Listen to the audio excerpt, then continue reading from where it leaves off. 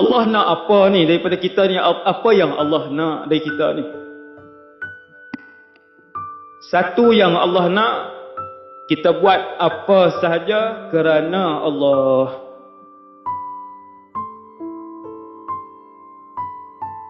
Kamu derma 10 sen kerana Allah lebih bernilai daripada derma kamu 10 juta ringgit bukan kerana Allah.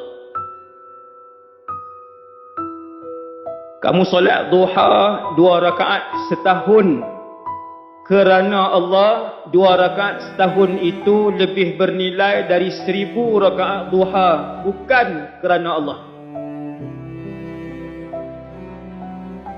Sebab tu ada seorang sahabat, ada satu sahabat, satu ni je, dia berjihad di sisi Rasulullah sehingga Nabi pun tengok dia berjihad, Nabi tengok keberanian dia, sahabat-sahabat tengok keberanian dia.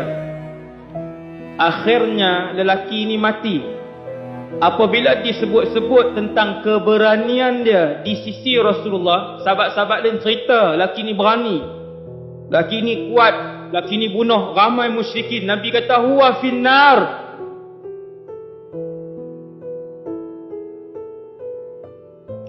Dia di dalam neraka, kata Nabi.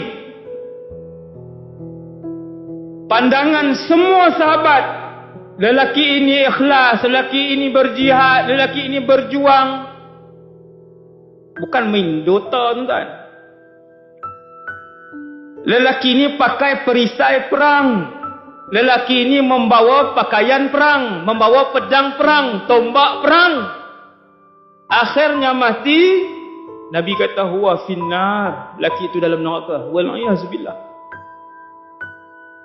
Tengok balik, oh dia tidak berjihad kerana Allah, dia berjihad untuk orang sebut dia berani.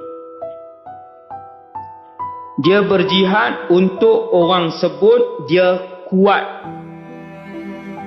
Lalu orang ramai pun sebut dia berani, orang ramai pun sebut dia kuat, maka dia dah dapat pujian dunia, dia tidak ada pahala di sisi Allah.